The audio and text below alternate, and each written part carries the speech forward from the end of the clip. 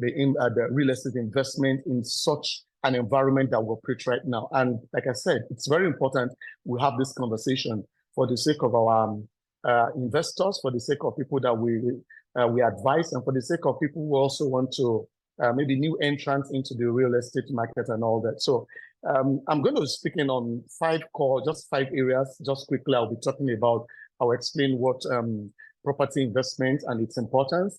I'm also going to be looking at, just want to reel out the few objectives, about 5 of them, what we seek to achieve from this webinar.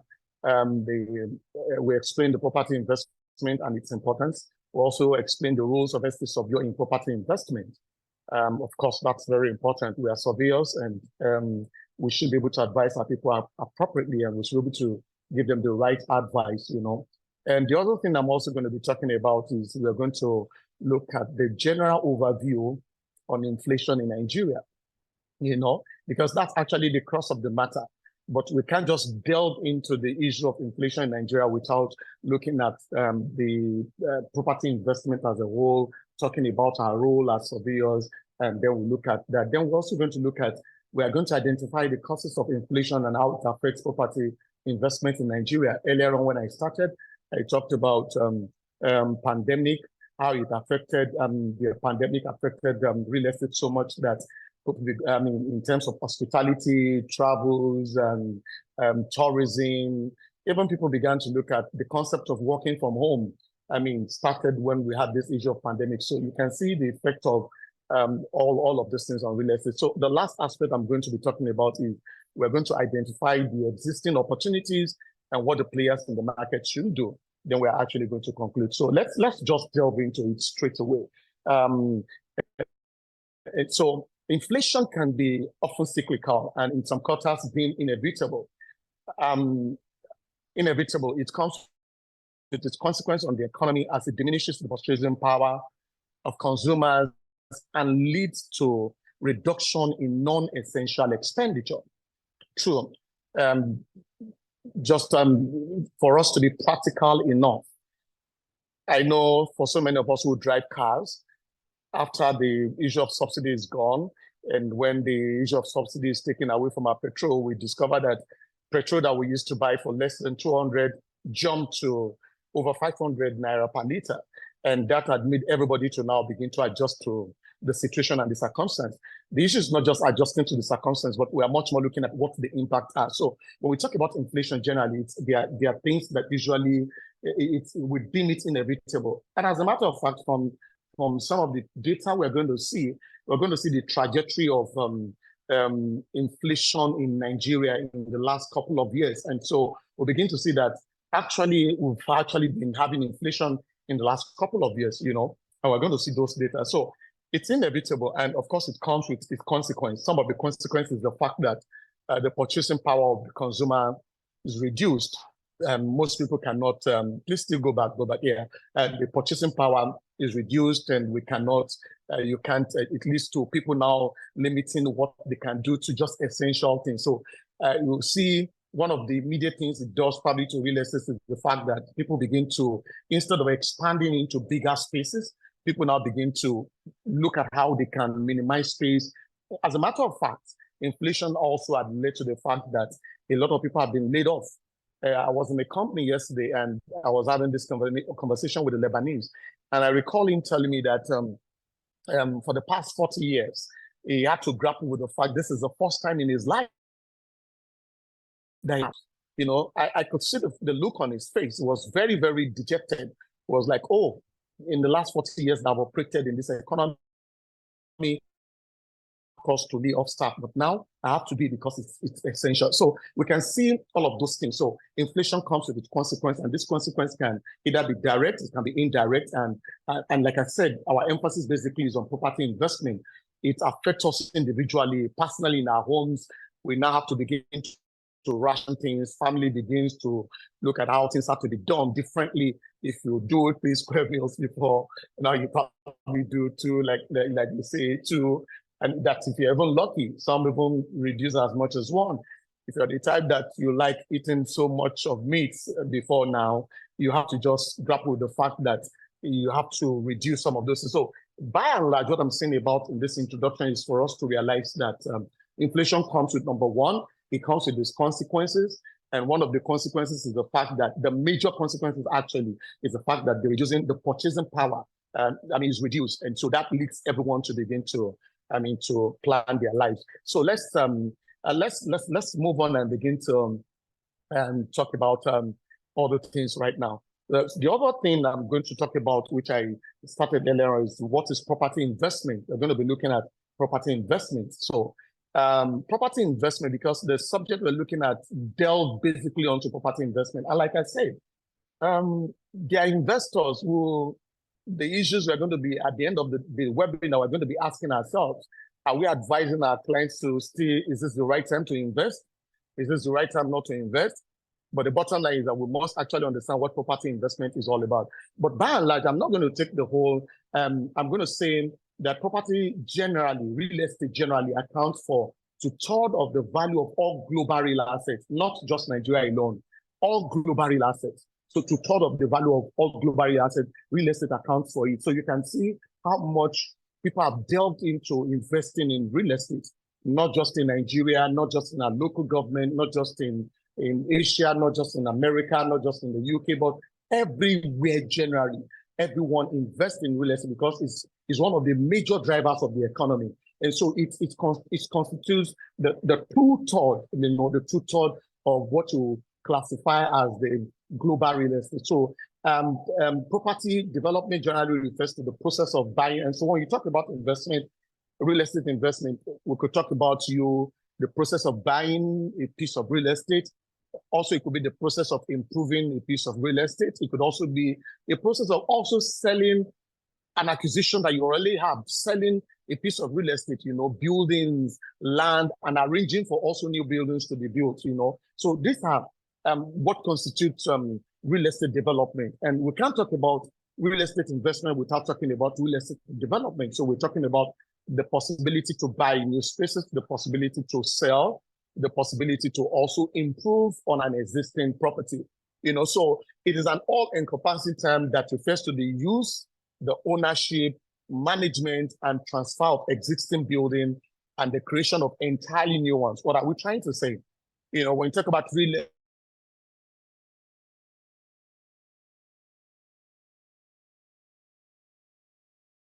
assets to somebody else, and when you also manage, and when you also transfer existing, or you are even creating new one particularly. So these are the things that that real estate is basically all about. So, but I'm going to say this last point I'm going to talk about is very critical.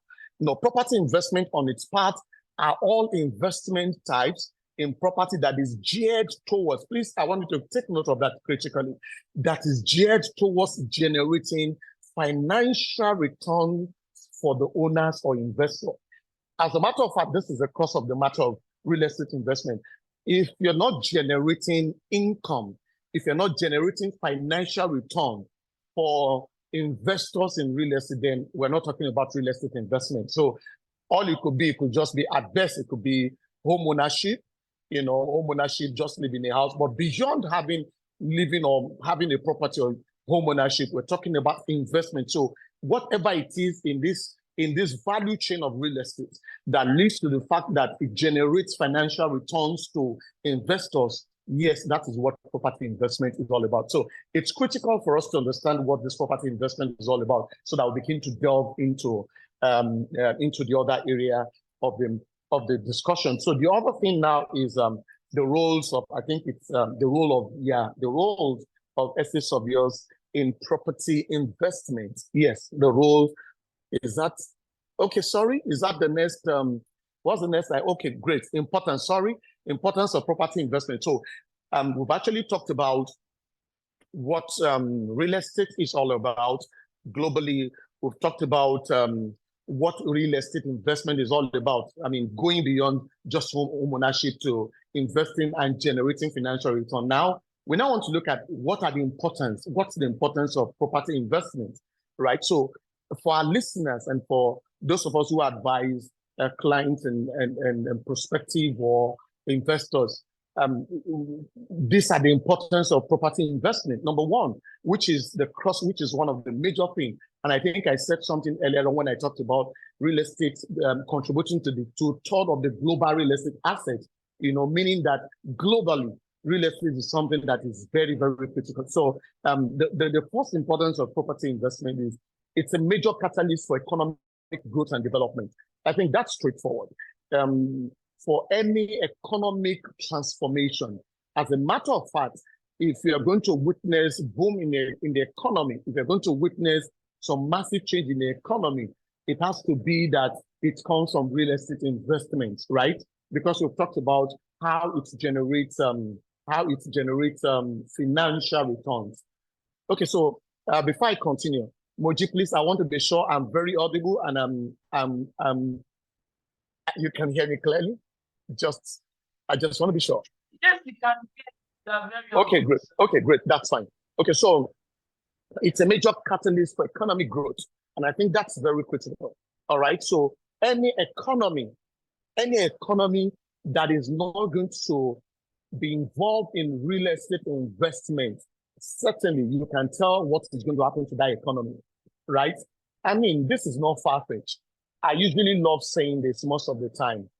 In everybody's lifetime, everybody wants to own a piece of land. And beyond owning a piece of land, you want to ensure that this piece of land generates something. But let's even look at it. When you talk about real estate investment, when you're developing a property, you talk about you have a construction, you have people working on site, you have vendors working, you have artisans working. These are things that impacts and ensure that the economy moves speedily and grows. Okay, so the number one importance of real estate and property investment is basically it's a major catalyst for economic growth and development. Now, the other thing, which I'm not going to spend too much time on this, we know this, which is the store of capital that has a relative edge against inflation. Yes. Now, this is debatable now. I think in recent times, and as we go on with this webinar, I'm sure issues might arise to this. But again, a lot of people are beginning to debate this. It's not mine to decide fully because people are beginning to think that, yeah, is it really an edge against inflation? We'll get into it, but basically, one of the importance of property investment, of course it is, right? But again, in the light of things that we've seen with inflation, the value of the naira devaluation, it seems to be otherwise, but again, so it's a store of capital that has a relative edge. I love that word, and that's why I use the word relative edge. And that's why I said initially it's debatable. So rather than saying it has edge against inflation, so it's better to say it has a relative edge against inflation. All right. Now, the other thing is it's a revenue generation and stable cash flow. Now, one of the other things that real estate investment does for as many who are into it, whether individuals, whether corporate organizations, whether institutional investors, one of the things it also does is it helps to generate revenue and also stable cash flow.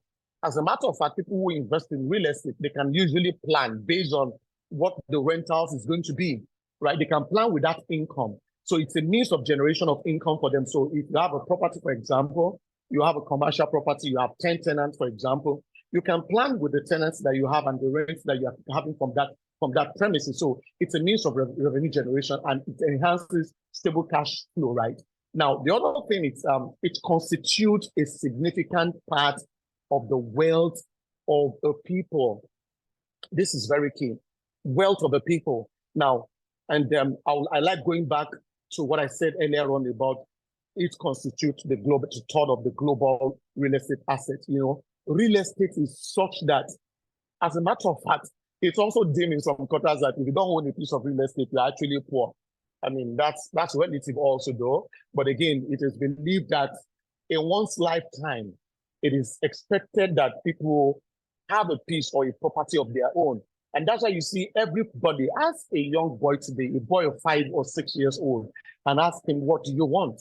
I'm sure one of the things the boy will tell you, or what he tells you, when you grow up, what would you want? He says, oh, I want to have a property of my own. I want to do this and all of that. Okay, so it's also there. So I think it's important for us to understand that it constitutes a significant part of the wealth of a people. I'm not seeing my slide again, but again, it's fine. I mean, I can make do with what I have here. Okay, so the other thing, which is the last aspect of what the real estate proper importance of property investment is that it's a key piece of an investment portfolio that allows for diversification. It allows for diversification. All right. So it allows for diversification, and that's very important. So it means that even when you generate income, you are able to also, from that income, able to diversify your investment. I mean, when you have a piece of real estate, you are able to diversify your investment into other things. Let's say, for example, whatever income that you generate from real estate, you're able to put it into bonds, you're able to put it into stocks, you're able to put it into so many other things, right? So it's basically a piece of an investment portfolio that allows for diversification. So quickly, let's move on. I think that sorts out the importance of property investment. So then I think we are now going to be talking about, is it the role of estate surveyors in property investment? Do you help me with my slide? Please, can you move to the next? Yes, please. The next slide, please. Good. So now we've started by talking about, I did talk about earlier on. I love to recap so that we get this quickly. We talked about what real estate, importance of what property investment is all about, the importance of property investment, and we have been able to look at 5 key areas where property investment helps us. We're able to also look at basically the introduction, and now we want to look at the rules of estate surveyors in property investment. The rules of estate surveyors in property investment. So that is very important, you know. Okay, so because of the role of property investment in real estate investment. So number one, what are our roles? Basically, pre-development, and I will let me quickly say something before I talked about before I delve into these 3 areas. I'm going to go into it quickly, but I want us to understand that the roles of estate surveyors and valuers are just twofold, which is basically advisory and management at the end of the day. All right. I'm going to explain using these 3 key factors. So number one, when we talk about pre-development stage. Now, so the surveyors are able, the estate surveyors are able to advise, are able to say for investor or would-be investor to say what exactly, before you go into development, not just building for building's sake. As a matter of fact, I will begin to get into it shortly. Not just building property, not just having property because you have the funds to build it. The issue is, what kind of property should you build? I mean, because of the trend that we see in the market, because of the expertise of the surveyors, the estate surveyors and valuers, they are able, based on the trend and based on what the market situation is, they're able to advise and say, I mean, this is what should be done. And beyond this is what should be done, we can also look at how should it be done. All right. If we're saying, okay, we're doing a 2-bedroom, for example. Okay, so we're not just saying do a 2-bedroom or 3-bedroom, for example, or invest in a commercial asset class, or invest in residential asset class, or industrial asset class. Whichever we are investing in, they're able to tell you and say, this is the reason why you should do that. Now, the other thing here is going to say, beyond saying do this, where should you invest into? Now, these are things that as surveyors, we're able to advise institutional investors. We're able to tell them and say, I mean, these are the locations based on the trend that we've seen, based on the trajectory of things that happened in the last couple of months, in the last couple of years. So it's better that will invest in this place and all of that. Okay. Okay, so basically, we need to get that clear. The other thing is that we've talked about what to invest in, where to invest in. Then we're now going to look at how. Do you understand? So how? Okay. Now let's move quickly. The other aspect has to do with development stage. In terms of development stage, right? So the surveyors are able to guide in terms of financing to say, is it appropriate when you're financing? Is it better to finance and to ensure that these properties are taken off the market immediately as all planned sales, so that you are able to get this property done in quick time. And the last aspect is going to be, I don't want to spend too much time on the development stage, but the last aspect actually will be with the use and the post-development stage. I said earlier on when I started, I talked about the roles of surveyors are classified into two, basically advisory and management. And I think my colleague sometime, Glory, talked about this passionately, talking about management, because the use of such property is very key. You know, it's not just important or not just necessary to have a piece of investment in real estate because it is capital intensive. Because it's capital intensive, you must also be able to advise through the use of estate surveyors and valuers to be able to manage this investment accurately and properly. They're able to tell you this is what should be done. Okay, so let's move on to, I mean, these are just a few, or I just categorize them into three. The roles of estate surveyors are quite numerous, but in terms of property investment, we can actually streamline them to these three. So let's move on, please, to the next stage of the discussion, which we are moving gradually into our course of the matter then as we begin to now. This is the course of the matter. Don't forget our topic this morning is real estate investment in an inflationary environment. I also told us earlier on that inflation is inevitable. I mean, a lot of us right now, we can see it very well. Some had abandoned the use of a particular V8 engine car to now begin to use V4 engine because the fuel that you buy for, you fill your tank for 9,000 before, now you can do as much as 30,000 and all the rest, okay? So I told us about the impact of all that inflation. So let's look at this issue of inflation critically. And I'm going to reel out a bit of data. And when I said that earlier on, you remember I talked about it's not just in Nigeria. Everywhere, generally, inflation, it's a thing that we can't, it's inevitable. And from this data or these statistics, you're actually going to see that it has been a trajectory. And the essence of reeling this out is for you to make that judgment to say, so if this has always been the case, are we going to say we should not invest in real estate? If inflation had been the trend in the last 3-4 years, are we going to fold our hands and say because of inflation we should not invest? I mean, the judgment is ours to make. According to the IMF, inflation is the rate of increase in prices over a given period of time. Nigeria has been experiencing this for quite some time. Inflationary trend in Nigeria has been as follows. And I started with, as at August, as at August, which is just 2 months, I mean, we are in October, as at August 2023, the inflation rate stood at 25.8%. 25.8%. Now, because we can't look at it on year currently, but I decided to look at it as at August. But let's go back to look at what inflation rate was in 2022. In 2022, the inflation rate was 18.85%. That is a 1.89 increase from 2021. A 1.89% increase from 2021. Now, if you now go back to 2021, the inflation rate was 16.95, which is now a 3.71 increase from 2020. So you can see the trajectory. I mean, from 2021 to 2022, it was about 1.89% increase. And from 2020 to 2021, it was 3.71. So meaning that in 2022, it was a lot better than what it was in 2021. Now, in 2020, look at the figure. The Nigeria's inflation rate for 2020 was 13.25, a 1.85 increase from 2019. You can see the trajectory. And lastly, because I mean, I just decided to do the last 5 years, and Nigerian inflation rate for 2019 was 11.40.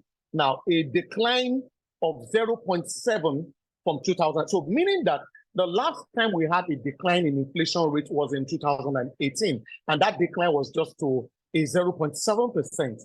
So now this just goes to prove the point I said earlier on when I said it is inevitable. So we can see from this data that inflation rates in Nigeria had been on the steady rise. Okay, we had, except from 2019, that we had a decline of 0.7%. How significant that is, well, I mean, it's still debatable. But again, look at from 2019 to 2020, a 1.85%. Then when you go to 2020 to 2021, we had a whooping 3.71%. From 1.85 to a whooping 3.71. And again, we got to 2022, it was 18.85, which was another 1.89. All right. And currently in August, as at August this year, the inflation stood at 25.8. So, ladies and gentlemen, I think this is very important. Whether we like it or not, from this data, it shows that we're in for a long ride. We don't know what the coming year is going to be, but again, from the indices that we've seen so far, we have seen that, of course, we may not be expecting something lower than what it is. It's not in my position to give that information, but I can categorically tell us that, see, this trajectory of inflation is there, and it will continue. Much more that the issue with our fuel subsidy, the issue with the FS regime, and all of that. Okay, let's quickly begin to cascade down. Let's go to the other aspect of, we now begin to look at, we've talked about inflation, then let's even look at what are I think the next slide is, what are the causes of inflation? The causes of inflation. The slides are not here. Okay, I think the causes of inflation. Moji, before I go ahead, since I cannot see my slide, are you sure you can hear me? I want to be sure of that.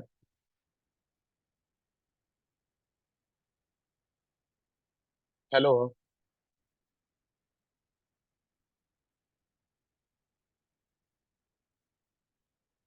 Hello, Moji, can you hear me? Okay. All right, so my slides are gone, but again, let's go to the causes of inflation in Nigeria. So we've talked about the inflation, I've given the data. So let's look at the causes of this inflation. Number one is the increase in the price of oil globally. No doubt. I mean, this is not far-fetched. Generally, because of the global oil prices, as we have increase in oil prices globally, it impacts on the prices of goods and services, generally, much more, particularly the prices of oil. And don't forget that Nigeria, Nigeria economy is also predicated on the oil prices too. That's very important. Sorry, Moji, can you hear me? Am I audible?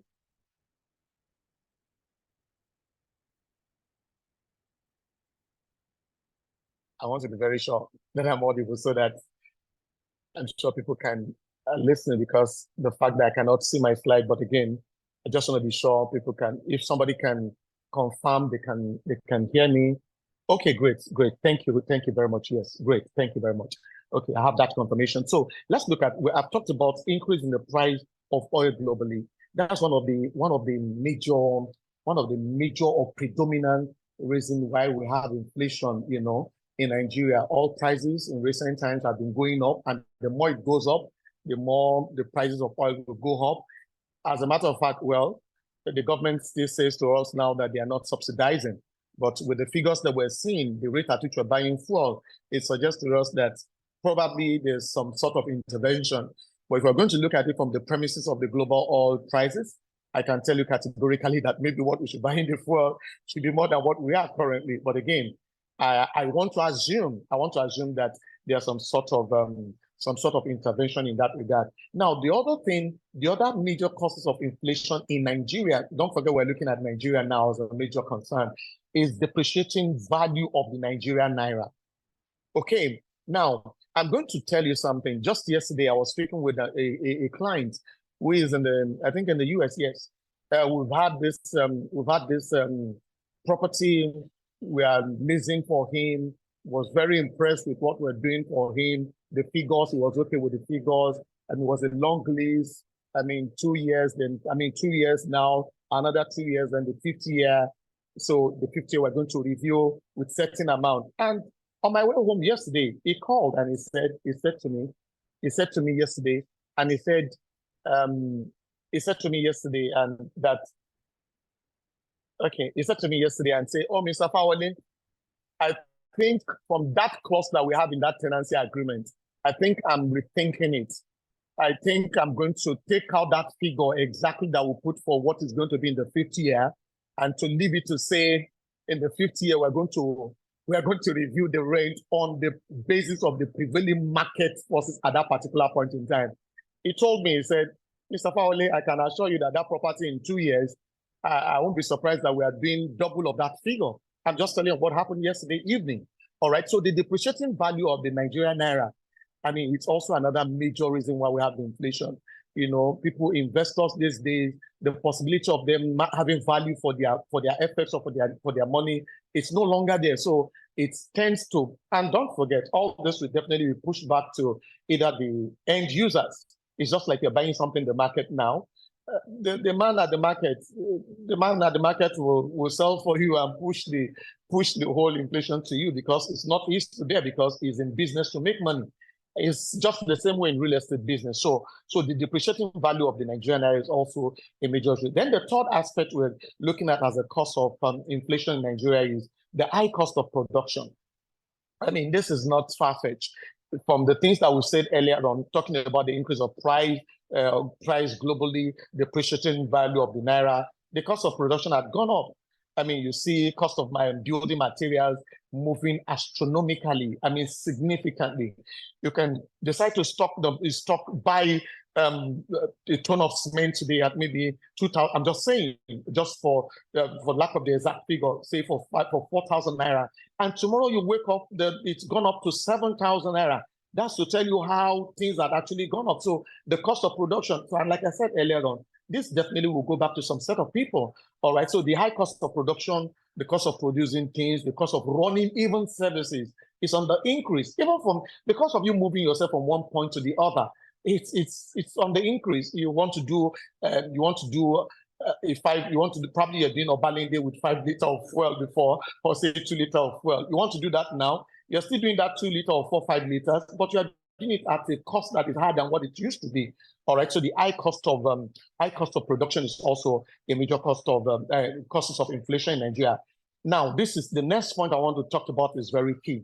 The fiscal policy of the government. You see, the direction at which a particular government goes into will significantly impact on the inflation, right?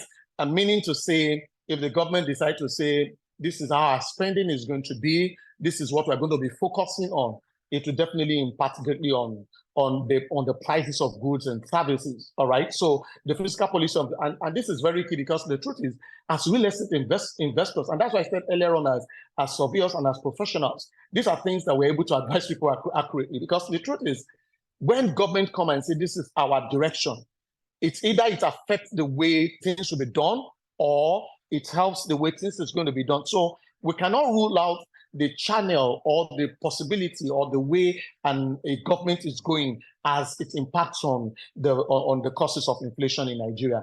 And the last one is devaluation. Again, devaluation is the practical steps taken by the government to ensure that, I mean, our naira is just devalued. Okay, these are things that have been done by the government to ensure that, okay, things are right where there's a need to do them.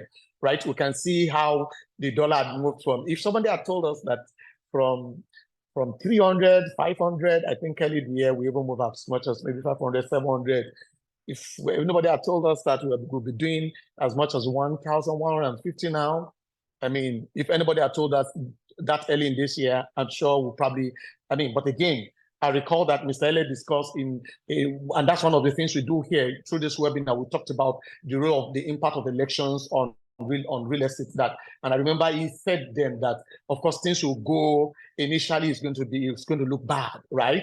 And again, at some point, it's going to get better. We hope so. But currently, we can all testify to the fact that the dollar is on the increase. The naira is nosediving seriously. Even the government, the budget, the proposal for the government now, the information reaching us is that the government is going to be doing as much as the benchmark for dollar to naira from the what do you call it, from the budget is going to be about 700. I'm not sure about that, but that's the information or the indication that we're getting. So these are the things that actually causes inflation in Nigeria, increase in the price of the oil globally, then depreciation value of the Nigerian naira, high cost of production, fiscal policy of government, and devaluation. Please, can you move to the next slide? And we now want to look at how does this, I think the next thing is going to be how it affects how inflation affects property investment. Please, can you move to the next slide, please? If you have it, I think that should be it. I just want to be sure. Okay, so we've talked about things that causes inflation. So now, how inflation affects property investment? Great, thank you very much. Now, with inflation pushing the cost of common goods and services higher, households are prioritized by cutting down their expenditure to non-basic needs. I think that was in my introduction earlier on, that's the immediate thing that you have people do. Or properties to the exclusion of rental properties are affected most in such situations. So I'm going to begin to reel out some of how this inflation basically and generally affects property investment. Now, at the end of this webinar, some of the things that we should be able to judge is to say, and based on the data we've reeled out, are we saying, is this enough to stop people from investing? These are questions we want to ask ourselves, because if the trajectory had always been there, are we saying that because of this inflation, are we not going to invest? Should we sit? Should we fold our hands? What are we saying to our institutional investors? What are we discussing with new entrants into the market with regards to investment? What advice are we giving them? All right. So one of the things that happens, one of the effects or how inflation affects all these things that we've reeled out, how it affects property investment, number one is lengthy vacancy period. Now you can see that properties are in the market. I mean, no one to properties that ordinarily, I mean, commercial property in 2-3 months. I mean, people, 3-bedroom, you have people running for this property, but because people are cutting down, everybody's cutting costs, you know. I mean, people are saying, instead of me doing this, I'd rather go for this. So it's lengthy vacancy period. So if a development is concluded immediately, so you can imagine, before even the development is completed, you have people who have actually indicated their interest to take such properties and, I mean, such leases and all that. But now the reverse is the case, all right? So this is one of the things that it does. I mean, vacancy period, it pushes the vacancy period, I mean, the length of vacancy period. Now, the other thing is low occupancy ratio. And of course, one of the things that the hospitality business and the tourism business have been affected seriously in recent times. I'm sure if you go to, with maybe exclusion of a few and the rest, but again, I'm sure that the turnout, the occupancy ratio now in tourism, in hospitality business, is significantly low. You know, I told you earlier on yesterday, I was with a property investor in Lebanese, precisely into the manufacturing concern, and it was just all about complaints and complaints and complaints and complaints. So I mean, low occupancy ratio, which also is going to impact on the amount of revenues that comes in, is going to impact on the kind of income that will generate the finance that comes in from such investment. The other thing is going to be high management and overhead costs. Unfortunately, we have, even with the inflation now, we have tenants who are finding it difficult to meet their obligations, right? Obligations of their tenancy, pay their rent. And you can imagine how people, in terms of service charge now, you can imagine how people are finding it difficult to even pay for their rent. Now, how do they even pay for the service charge? You know, but again, these are some of the challenges and that's why as professionals, we must be our creativity must come to play and be able to come to play in this regard. So high management, overhead cost, everything is on the increase. The prices, and my colleague Glory did a great job talking to us about what can be done in terms of management. You know, alternative power supply. Or you're right, diesel is on the increase and all of that. So you must begin to think of what to do. So the high management and overhead costs of the increase, things are gone up seriously. Even when you want to repairs in properties, prices of goods have gone up, repairs and all of those stuff. So, I mean, then the other thing is reduction in income. Don't forget I mentioned about the valuation earlier on. So the value of the Naira that comes to you now is completely reduced. So you may think you're actually earning more, but the value of that money, based on what the inflation is all about, had actually impacted greatly on. So if, for example, I just told you what an investor told me from the United States yesterday and saying, Mr. Fawale, the clause we have in that contract, I'm taking it out. I'm not going to put that figure. I'm going to say when it comes to the 50th year, it has to be the market that will determine that price. Okay. And again, this is it, because reduction in income. If you earn 5 million Naira today as a rent, probably the same, you earn 7 million Naira in next year. have you earned more? That's the question. The question is you've earned more, but is your income more? I mean, these are questions for us, for each and every one of us to be able to, to ask. So, but basically, these are some of the ways that it affects reduction in income. Then we have increase in the price of building materials. Let me not stretch this too much. I've said this earlier on. I've said about cement, iron rods, go every value chain of property development. Everything is on the increase. The increase in price of building materials. Just go to the market tomorrow, ask for what you asked. Today, tomorrow you discover that it's gone up. And the next thing you hear people talk about to you, even when you go to buy rice in the market tomorrow, you hear they just tell you, value of the dollar is the dollar, that's the word. The dollar has gone up. And truly, okay, so the increase in price of building material. Then the other thing is cost overrun on construction. This is very, very, very important. Now construction are being stalled because you have to buy things all over, bill of quantities, or if you have to review your bill of quantities, even cost of labor, things have gone up. So cost of importing some of those things you're going to be using in this building. So cost overrun on construction. So if, for example, early in the year, by January you have planned to do a construction which is going to last for 12 months, and the construction is, say, for example, at maybe 5 billion naira. And between March and now, I can tell you, you can authoritatively say that those prices will go as much as 35-40%, So cost overrun on construction is also another way by which inflation affects property investment. The other one is demand for higher wage on site. I mean, this is connected. I mean, the site people you pay 15,000 naira for, everybody's coming to you and say, and the reason is not far-fetched. The income is increased, but the value of the naira is down. So everybody's in, and the effect of this is that it also leads to that cost overrun on construction. So demand for higher wages on site. Delays in project delivery. I mean, I can imagine the fate of many developers now who are actually taking money maybe on off-plan from people. Now you're going to be having a situation whereby they cannot deliver on time. They cannot deliver based on the discussion that had been made earlier on. But again, these are some of the effects of inflation on property investment. An increased cost of capital. Yes.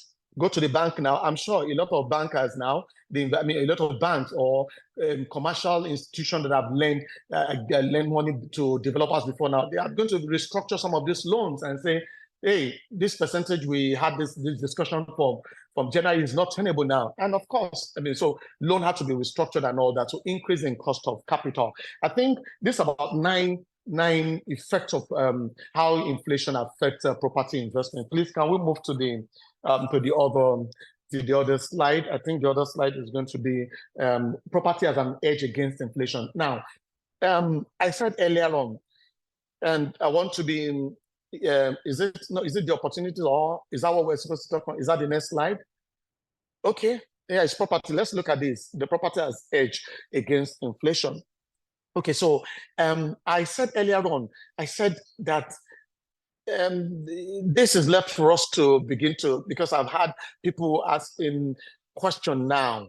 Real estate has been noted to have edge against inflation. Earlier on, I used the word relatively edge against inflation, because the truth is, your 5 million naira today in property investment, your rent of 5 million naira today, even if it increased to 7 million naira next year, but is there value for that naira? Okay, but again, we've always said that real estate has been noted for edge against inflation. Now, the other thing is, the more there is an increase in general prices of good and commodity, the prices, that rental price of property also goes up. Yes, truly. Okay, I think, okay, I'll be rounding up shortly. Okay, so basically, it goes up as the property, as we have general increase in goods and services. Landlords are asking for increase, and of course, and that's the truth. And this is related to things we've said earlier on before now. So value of properties, rentals goes up. So you can categorically say that, okay, when you have this property and you let for 5 million now, next year you are getting, it can increase. But the other question is going to be whether the value for the money is there. But as an edge against inflation, you can be sure of increase and in the fact that they also go up. Now, the third thing is investment in property might not be as high in an inflationary environment. Very true. May not be high, because most especially investment in new residential units which are not owner occupied. So in times like this, you see that investment is not that too much. People are cautious. People are, I love to, there's somebody, I read somebody's commentary. He said, people like to take what you call calculated risk. Not just taking risk now, not that your appetite for risk is high, but you must be able to take calculated risk. So at this particular point in time, people are optimistically cautious, even in institutional investors are cautious, right? Because of the inflation. So it might not be, investment in real estate property might not be as high as it used to be because of the cost, what we have discussed earlier on, cost of capital, inflation, and all the rest. The fourth thing is that investment in land receive higher proportion of investment in such environment. Yes. Now this is, and that's rightfully so. This is the time wherein people would rather choose to invest in, probably do land banking, because what that does for you is that you can invest in land and fence your land around and just chill and say, okay, when you have money, you can go on and develop. Unlike saying you are going into development. So in times like this, investment in land actually receive higher proportion of investment. All right, so people do investment in land because all you could do is, yes, just buy and just keep, and you can just plan yourself and going forward. And the last thing is the property market is slow to respond to vagaries on the economy, which is what I've discussed earlier on. So let's move to the next aspect so that we can begin to tie all of this down. Now, let's look at the opportunities. The opportunities. From the data I reeled up earlier on, I talked about inflation has moved gradually every now and then, all right? But there are actually opportunities. Now, one of them is that despite the challenges posed by the inflation in the market, opportunities still exist. And yes, it's true. Look at that second point, which is to say, Nigeria still has a housing deficit north of 20 million units, with a major market like Lagos having a deficit of between 5 to 8 million units.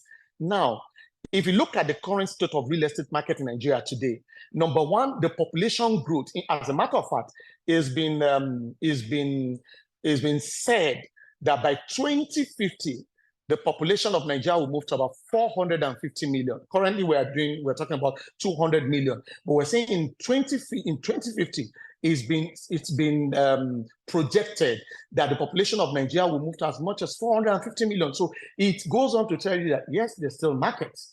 The market is still there because of the housing deficit. So whether the issue of inflation, and again, the other thing I want to say about aside from the population growth is that now we have the urbanization too. You see people moving from the rural area into the urban centers. Okay, so they have to live somewhere, right? Again, the quality of where they live is another discussion entirely. But again, they have to live somewhere.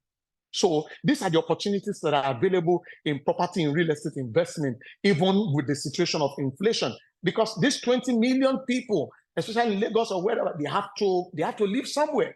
They're not going to live under the bridge, all right? They're not going to live under the bridge. So it means that regardless of the inflation, their opportunities still abound. Other thing is that also next to it, under the same point is now we have mobile young people who have disposable income, right? Who have disposable income that they can spend, they can invest in property to say, I want to own a property. I said earlier on, is the desire of everybody who wants to own a property. Okay, so let's quickly rush. The third thing is that the demand needs to be met. I said that earlier on. Number four is the fact that higher demand for smaller residential units devoid of extra, and this is where we professional come in with the issue of advisory. We're telling people, I mean, what's the point of doing 5-bedroom this and all of that when people want to do, they're comfortable with just doing 2 or 3 bedroom and all that. So this is where our own advisory skills comes in. So higher demand for smaller residential units devoid of extra rooms are opportunities to the increase in sales of building carcass that prospective buyers can then buy and finish based on their finances. Yes, okay. I mean, people take up property and buy based on up plan to say, okay, you don't have to finish the property. You can say, okay, you buy at this amount and then you go finish on. Then the other thing is partnering with financial institutions to give structured loans to prospective buyers. I don't want to dwell so much on that. Development of local technology and materials for property development, meaning that there are value chain in this property investment that we can take advantage of, and there are opportunities. Adoption of design fittings that will have a reduced maintenance cost in the long run. So let's quickly, aside from the opportunities, what's the next? I think the next thing is going to be what the players, as I begin to wrap up now, just in 5-7 minutes, I should wrap up. So what should the players in the market do in spite of this inflation? Number one, it's not just enough talking about this inflation as professionals, looking at the trajectory, looking at the data and all that. We must be able as players to carry out market studies and analysis to determine areas of need to ensure there is an active demand for the product. So we're not just investing blindly.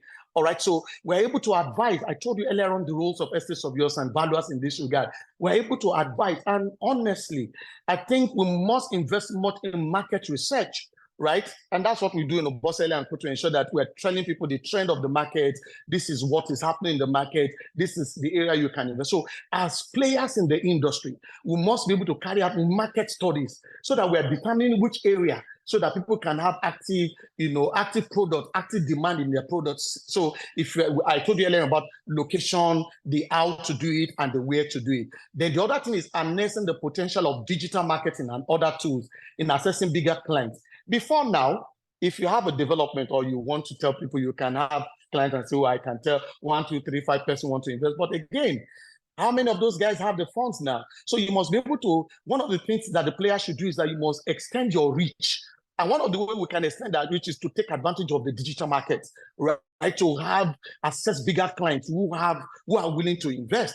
So if we're only sitting back to service the clients that we do know before now, then we're not taking advantage, or we're not going to be playing actively in spite of the inflation. The other thing is invest in property development value chain to mitigate, reduce costs, and also develop new revenue streams. For example, you're into development.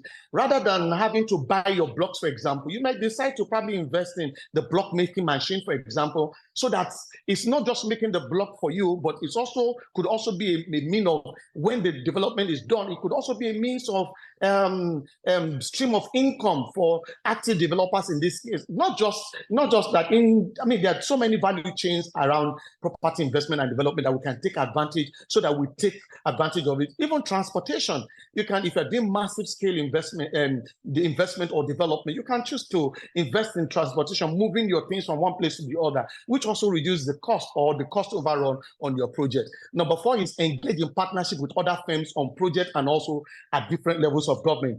I mentioned this most of the time. I was speaking at the fora last week and I said that collaboration is the name of the game, not competition, right? We must find ourselves, we must engage with one another, right? So that, especially in this time of inflation, don't go, and I speak to maybe developers in this, people who are invested in, if you have 4 or 5 developers who come together and invest and do massive scaling, the government is going to pay attention rather than you going the whole all by yourself, right? So we must engage in partnership, we must engage in collaboration and not just competition. Same thing for property surveyors and all that. So deepen engagement and participation in the market. The market for most parts still operates at the primary level. Secondary products and participants are few and far in between. Now, the penetration of REITs in Nigeria is still very low, right? So it also offers opportunities, meaning that if you don't have the capital to invest in development, for example, you can play REITs is another angle, and it's something we can deepen, right? So that people, both new entrants, can come in as a way of investment in REITs, so that they can say they invested in property investment at the secondary market. Because currently at the primary market, with this inflation, it is very tough. So if you're doing the secondary market, with your 5,000, 10,000 naira REITs, you can put money here and there, grow it and all of that, if the primary market is difficult now. And lastly is to make market information more accessible for potential market entrants to make more informed decisions, thus making the market more transparent. I tell you, having market information in real estate is tough. It's tough. I mean, there's no place you go to the internet now and say, I want to invest in Lagos. What's the one-stop shop? What is the information? You find it hard. Right, so this is one of the things that we do and we pride ourselves in doing too. And I think it's something that all players must be involved in. Let's make the market transparent. Let's get to involve people. And lastly, what are the challenges of harnessing this full potential? So we've talked about the opportunity, but of course it comes with challenges. There are four of them. I'm going to the four of them and then conclude. Number one is lack of access to long-term finance. I think this is not rocket science. No one wants to give you long-term. Nobody wants. Whilst in school, they used to tell us short, long, and medium-term financing, but nobody wants to do long-term financing. The best you can get is maybe 2-3 years. Nobody wants to do long-term, 5-10 a year. And property investment and development is such that require long-term finance. So this could be a challenge. Poor institutional framework and regulatory environment. I mean, Lagos is doing well, a bit is better compared to other states in terms of framework with regards to regulatory and all of that. You'll be surprised that by the time you want to get to work, all manner of things just come to you, and this is discouraging. By the time you get to site, you pay this, you pay that, you pay this, you want to invest. And the next thing is that everybody is coming with this and all of that. You know, it's a problem, and it discourages investors. Limited number of skilled artisans. Now we have to import people from neighboring countries to come and do our work. I had the privilege of viewing a property recently, and the people who laid the tile were actually brought in from Italy. I mean, because as far as the owner is concerned, the investor is concerned, that what was done initially, I mean, I heard from him, he said tiles are actually meant to speak to stories. They are meant to tell stories. And truly, I saw it. They were actually meant to tell stories. So limited number of skilled artisans and workers. We have to import them. It's a problem. Finally, lack of infrastructure. In this part of the world, incidentally, development precedes infrastructure. It should be the other way around. Infrastructure should actually precede development. But again, we have to develop first before you now begin to talk of infrastructure. All of these things are challenges. And I think that these are issues. And as I conclude, lastly, property investment. So my last conclusion will be property investment remains a key driver of economic growth and development. While inflation may slow down activities in the market, it can also constitute opportunities. And that is the word, that's the essence of this webinar. Regardless of all that we said, and we have also talked about the opportunities, you know, it constitutes opportunity for savvy investors and players in the market to rejuvenate the activities in the market for better outcomes. So, ladies and gentlemen, I want to assure us that this is not the time to give up in property investment. If with the right advice, with the right people who are giving you the right information, market updates and trends, it's still a time that savvy investors, institutional investors, new entrants, and individuals still can invest in property regardless of the environment that we're operating as a result of the inflation. Thank you very much for having me on this call. Thank you so very much, Mr. Sanjay. Thank you. I like the fact that at the end of the day, you told us that this is not the time to give up. A lot of information there. And you know, one of the reasons why we want to do this webinar is to educate people and to also make people know what is happening. And you know, even beyond Nigeria, around the world today, inflation is a very key thing, something that is home and is happening all around. And so we have really, I personally have really enjoyed the session, and I also want to thank our amazing participants for staying true despite all the issue of network challenges which were beyond our own control.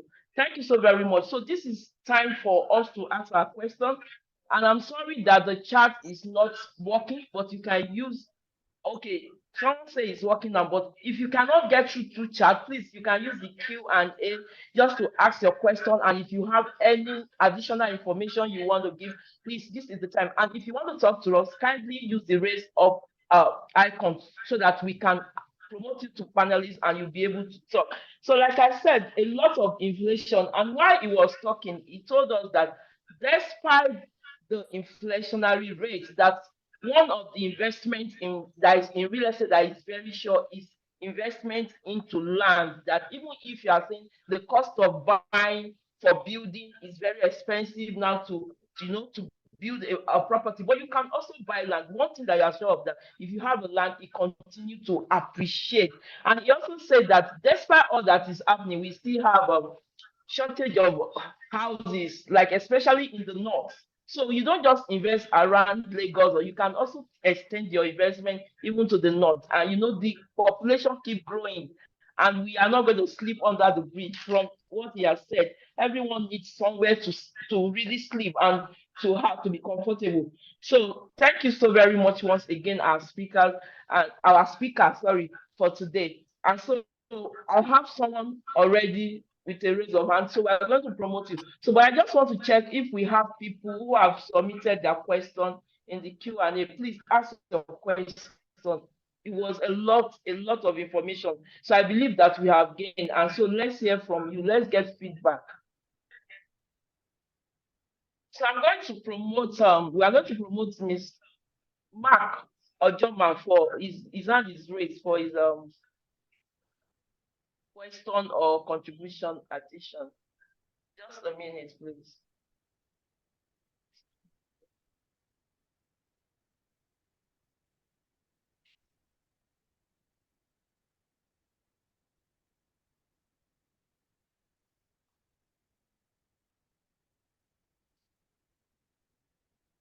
Yes, so Mr. Mark, you can go ahead and speak to us.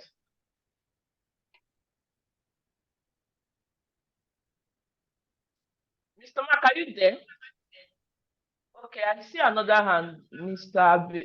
Ajibade. So let's try to bring it. Please, if you have I think question, Mr.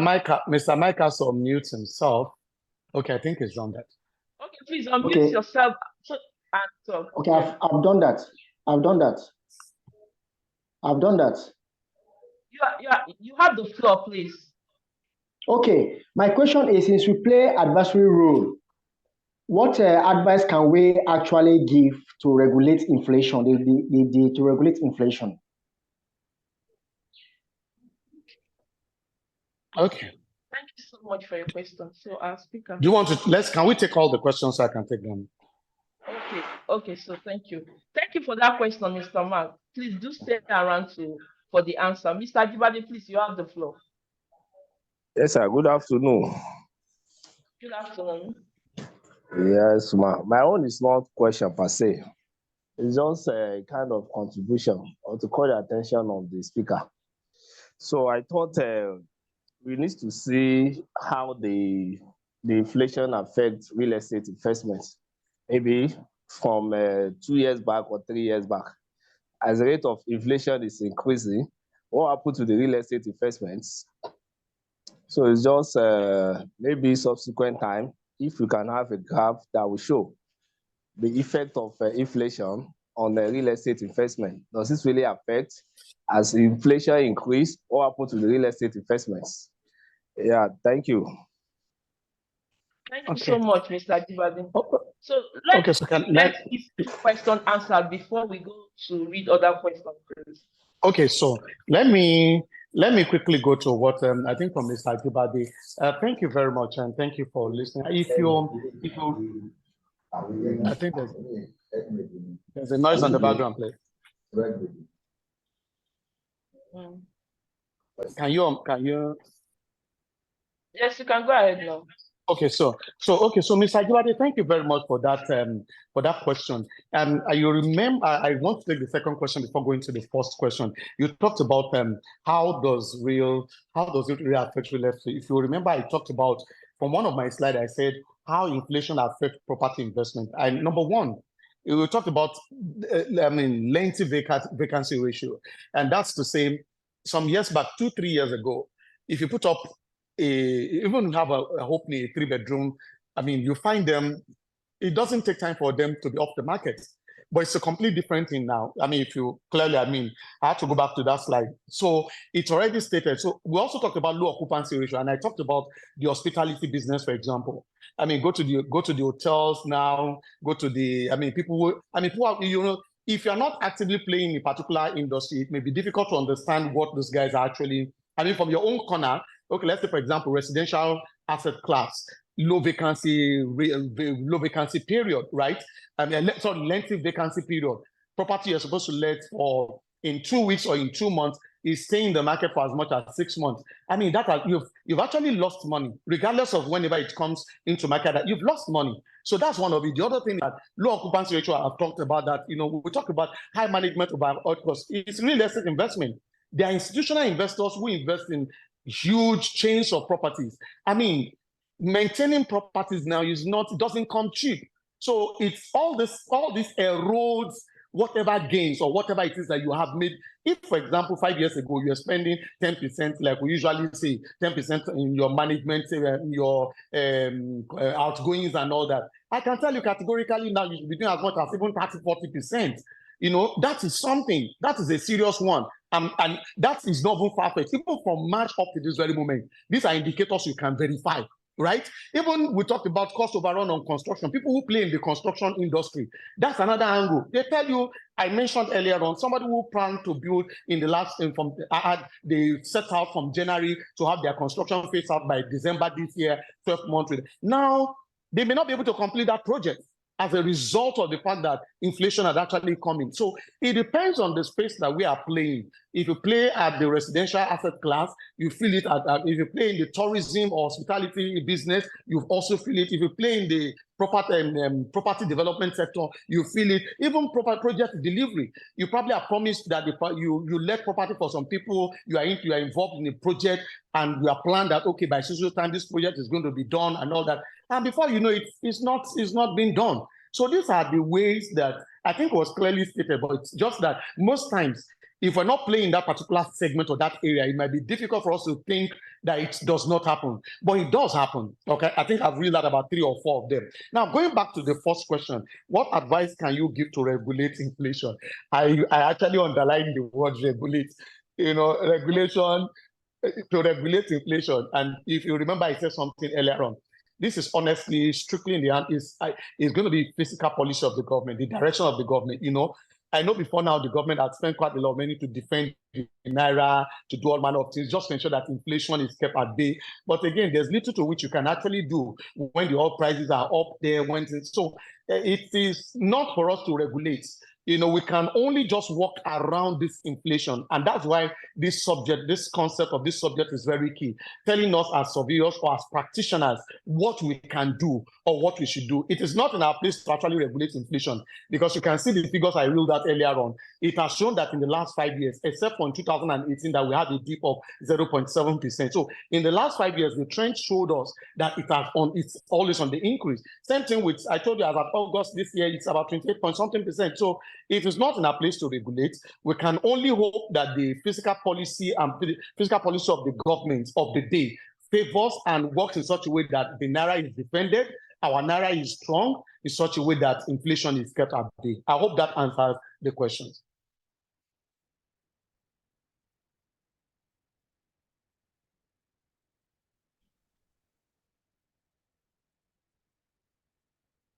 Moji, you're not audible. Okay, thank you so very much, Mr. Sanjo. I believe that the question was well answered. So let's go to another question from Chuka. He said, what should the government be doing at this time, at a time like this, to tame inflation? It seems the government is helpless. So let me take the question again. What should the government be doing at a time like this to tame inflation? It seems the government is helpless. So all right, can so thank you. give justice to that question? Yes, yes. Yeah, let me quickly, I love the word when you say since the government is helpless. And honestly, that seems to be the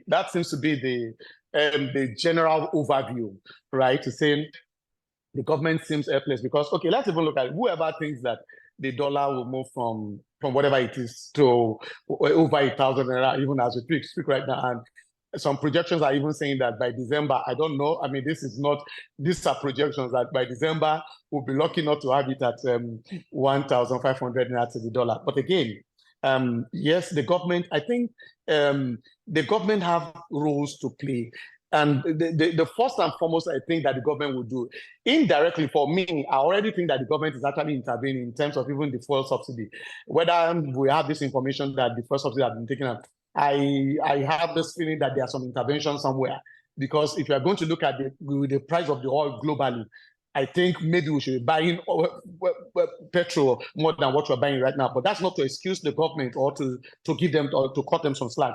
So I think other thing that the government can do is to also try to see how they can make we've always used this word, and there's no better way to use it than to say create an enabling environment, right? Enabling environment in terms of saying, even for institutional, for developers, for example, say let's ensure that facilities are available again in such a way that people can have access to finance, has access to finance.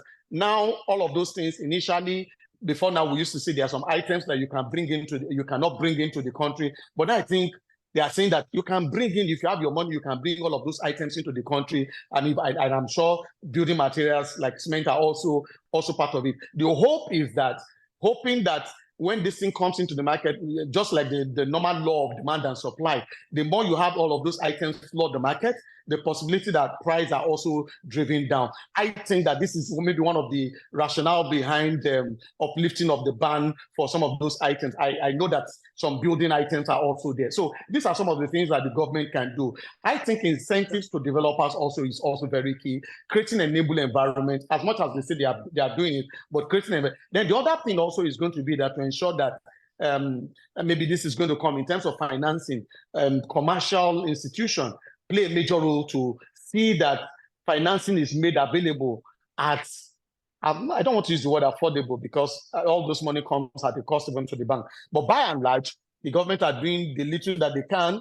But again, all I would say is that creating an enabling environment will just make room for us to be able to do more. Thank you so very much, Mr. Sonja. Thank you. I don't have any other hand raised, and I think I see a comment from ESV Moses Alawi. Says your presentation was exceptionally enlightening, and you have unquestionably done justice to the subject matter. I think that was to our speaker for today. So if we don't have any other question, we want to say a very big thank you to all of us. There's a hand, I can see 100, Moji. There's a round. I think I can see something. Okay, just raising and dropping the hand. Okay. Okay, but I think the hand is off now. I saw a hand earlier on. I think I busted it or something, but I think it's down now. It's fine. It's okay. Okay, so let me just check and be sure. Any other hand raised? So from our end here, we can't see any other hand. So like I was saying, thank you so very much, our participants, for staying to the end and sticking to us to the end. And someone also said from Mr. Shoye Aziz, said, thank you, our speaker. However, can you enlighten us on how to access finance in Nigeria? Can you enlighten us on how to get access?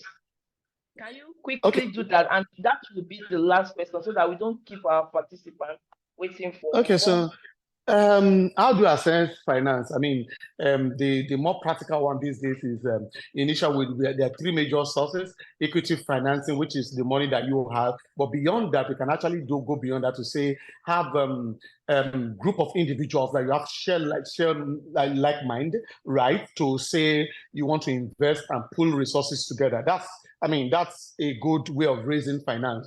The other one is going to be, of course, which is also comes at a cost, which is the financial institution and commercial. The other one is if you can partner with what we call private equity investors. I mean, those guys are guys who want to invest in your development, to have a stake in it.